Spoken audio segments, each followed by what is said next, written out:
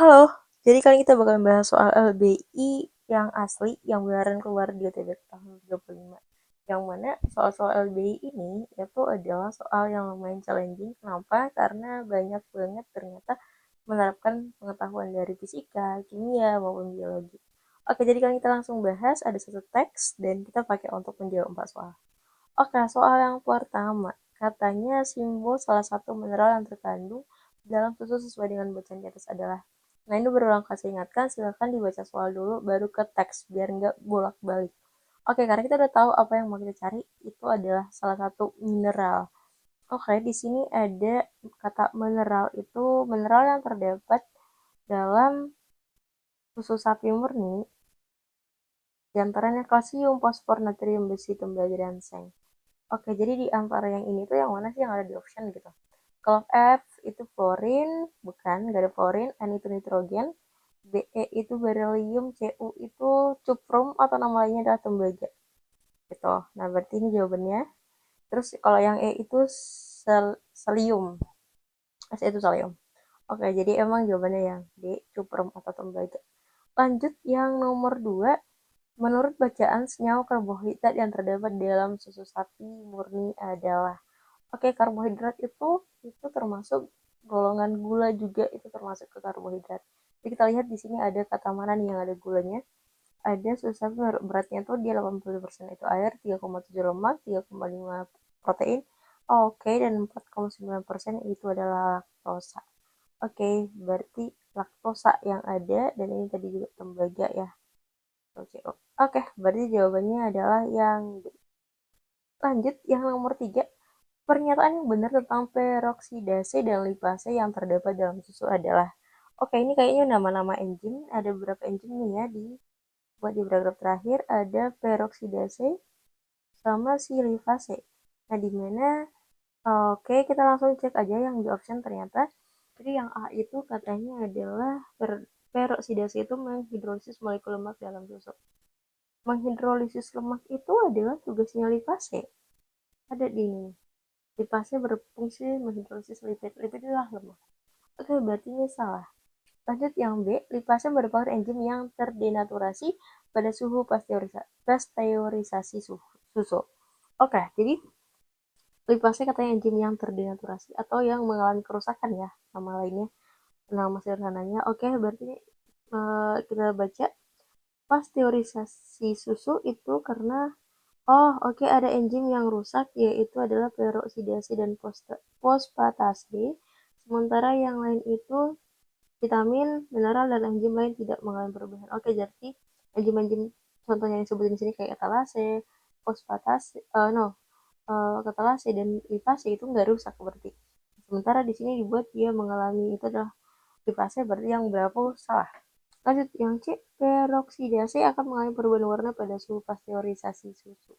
Oke, emang peroksidasi itu tadi yang akan rusak ya, dia akan rusak, tapi dia nggak dikasih tahu kalau dia tuh rusaknya apakah mengalami perubahan warna, jadi ini masih kurang tepat.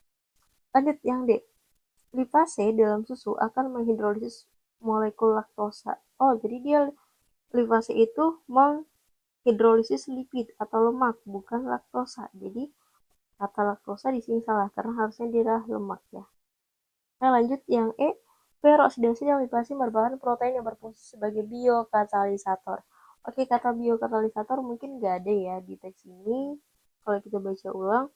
Tapi ingat, fungsinya enzim di dalam tubuh itu adalah untuk membantu mempercepat reaksi kimia di dalam tubuh. Atau kata lainnya adalah biokatalisator. Hampir semua enzim fungsinya adalah itu. Jadi mau itu peroksidase maupun lipase, ya emang fungsinya sebagai biokatalisator. Oke, jadi tergantung nanti mau reaksi apa ya, karena mereka tuh punya tugasnya masing-masing.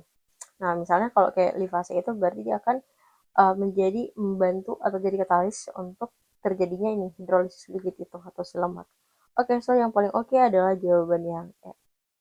Jadi ini hampir tidak terjawab dari soal, tapi dari pemahaman kita pada umumnya juga. Lanjut, atau kalau enggak yang E itu berarti dia nge, yang lain yang salah, berarti ini yang paling mungkin benar gitu.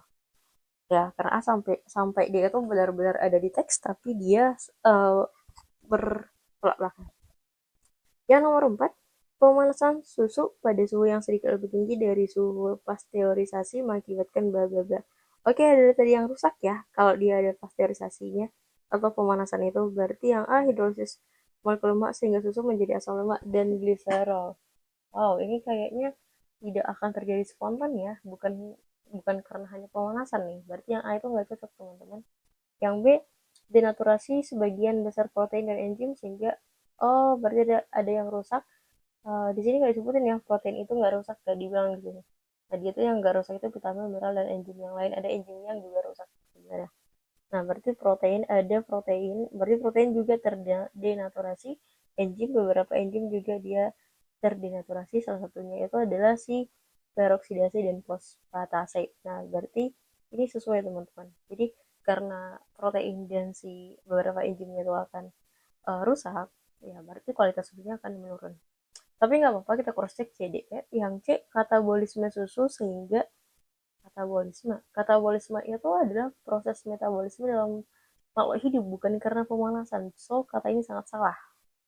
Lanjut, yang D, penurunan kadar kalsium dan fosfor sehingga menurunkan gizi dari susu tersebut. Oke, di sini dibilang kalau tadi mineral itu tidak uh, rusak ya. Jadi mineral nggak rusak, di mana kalsium dan fosfor ini itulah bagian dari mineral. Oh, yang D udah pasti salah. Yang E, degradasi vitamin dalam susu sehingga menimbulkan bau tidak sedap. Oh iya, tadi vitamin itu pun nggak rusak ya teman-teman statementnya ini. Oke, jadi nggak ada degradasi, bahkan apalagi sampai menimbulkan bau tidak sedap itu berarti nggak cocok. Oke, berarti emang jawaban yang paling cocok untuk nomor 4 adalah berapa. Oke, sampai ketemu lagi di pembahasan soal-soal yang lainnya. Jangan lupa di subscribe, di follow, dan juga di komen ya teman-teman, atau di like juga. Semoga kalian pada beruntung dapat di UTBK tahun ini. See you!